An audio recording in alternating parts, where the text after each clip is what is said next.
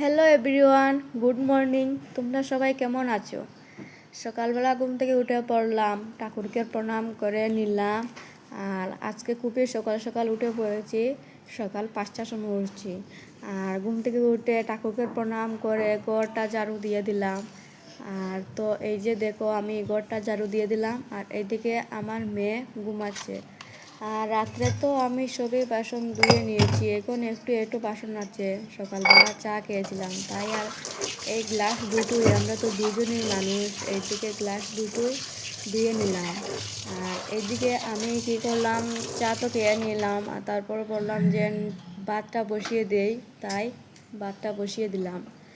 আর এই যে দেখো, আমার মেয়ে এখনই ঘুমাচ্ছে, রাত্রে একটু লেটে ঘুমিয়েছে, তার লাগে সকালে একটু লেটে উঠে না, তো তাই খুব সকাল সকাল উঠে পড়ে।